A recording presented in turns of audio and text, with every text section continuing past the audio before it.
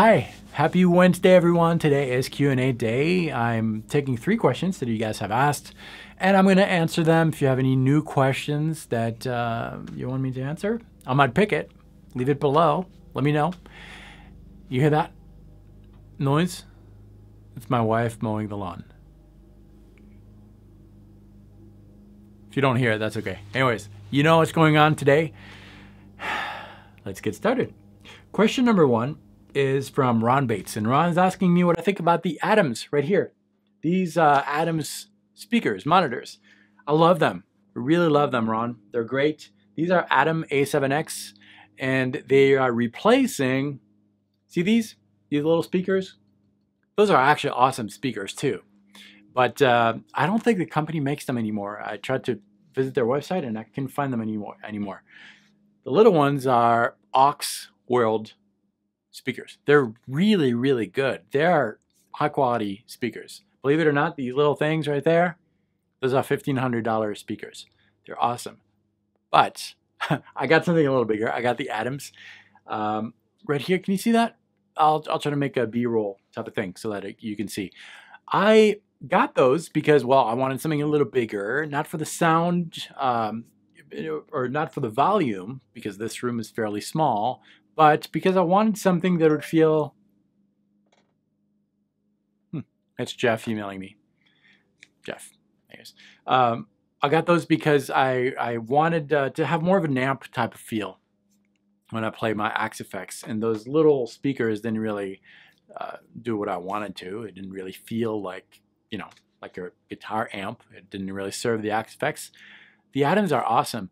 I got them because I got a really good price on them too. And I searched a lot of different monitors, and a lot of people recommended those on the Axe FX forum, and I got them, and I'm really, really pleased. Now, as far as speakers go, monitors, I think, first of all, I'm not a pro in the sense that I don't mix much, but I think any monitors really, if you get used to them, well, I shouldn't say any, but any decent monitors, if you get used to them, they're going to be great. I don't think there's like one that is way better than the other, but this didn't take much work to get used to, so that's why I love them. And I got them for a good price again. I think I got the pair for $1,200, which is really good for that, for those monitors. But I really like them. They're really faithful. I would recommend them, especially if you're using an Axe FX too.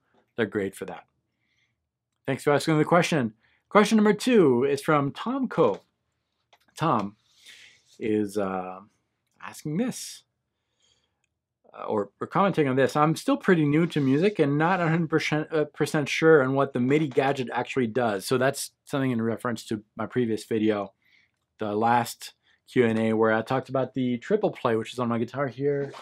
This thing right here, I've got a full review on my channel too. I will link to it. You can find out more. So audio and MIDI are 2 different things. Even though they produce sound in a very different way. Audio is whatever I speak to you can be recorded in an audio form, and it creates like a wave. You see that actually? That's an audio wave form right there on the screen.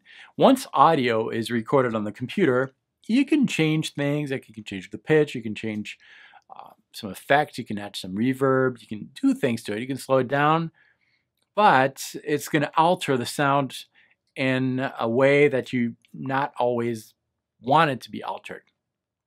MIDI is different. MIDI is a computer language, and that language will analyze a lot of different things. It'll analyze the pitch, it'll analyze the length of the note, the velocity, like how hard you hit a note. All those things are measured into this language that is MIDI, M-I-D-I. And in that language, you can do a lot of cool things because it's a computer language. It's not limited by the microphone or anything else. You can actually assign to whatever information is being recorded in MIDI a different sound with MIDI instruments. This is a MIDI controller. It will control different MIDI instruments. This, the triple play, is also a MIDI controller. It basically takes the audio of the waveform of my guitar that is captured by the pickups and all that, but it's got its own special pickup right here that translates the vibration of the strings into that MIDI language. And once it's in the computer, I can do a lot of different things. So the advantage of MIDI is that now I can manipulate all this information, the tempo, the length of the notes, the pitch, all that. I can add some notes to a chord. I can change a chord in real time, and it's not going to affect the actual tone, because the tone, the sound, is independent from all that computer language. It's going through software instrument. So I could compose a piece and change it to a piano or a violin or whatever I want. That's the advantage of MIDI. It's really, really cool. I really like it. Especially today, like the early days of MIDI, it sounded like MIDI. It sounded very, very robotic sometimes, and you could tell, very cheesy, really. Today, it's incredible how far MIDI instruments have gone, and you can't tell the difference. A lot of the movie scores that you're hearing, maybe not all of them, but a lot of them are actually MIDI generated scores. There's some software instruments that are incredible. Anyways, that's what it does. Check out the full review of the Triple Play. It's really good. It's the MIDI device that I would recommend for anyone on a guitar. Okay, let's continue. Question number 3 is from Freddie George Anthony.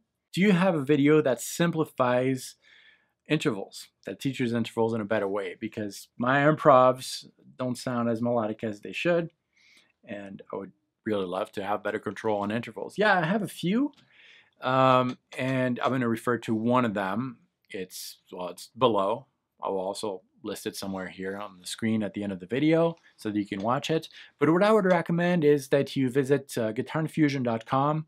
That's a landing page that I set up, and I made it for people who are confused about music theory, about all the language and all that, and that's going to be an intro to intervals. Take the course. It's free. Yes, at the end of the course, I'm going to try to sell you a bigger course. I've got to make a living, but you don't have to. I'm totally okay if you just take the free course and you never follow up. I don't care. I'm not going to call you. I'm not going to spam you. I just want you to get into that mini course. It's going to give you a good introduction on intervals. Now, when you enter your email on guitarinfusion.com, you're going to receive that PDF file, which you see on the screen right now. That PDF is probably not going to make sense right away. That's okay, because every Monday I have it scheduled like that, where every Monday you will get the first video of that free series that will explain to you that PDF, and that'll help you make more sense of that. And also, make sure you check out the video that is below that'll help you with intervals.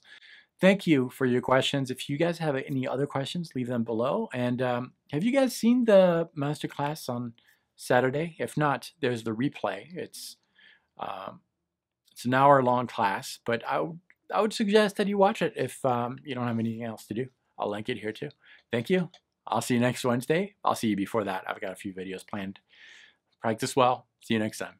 Salut.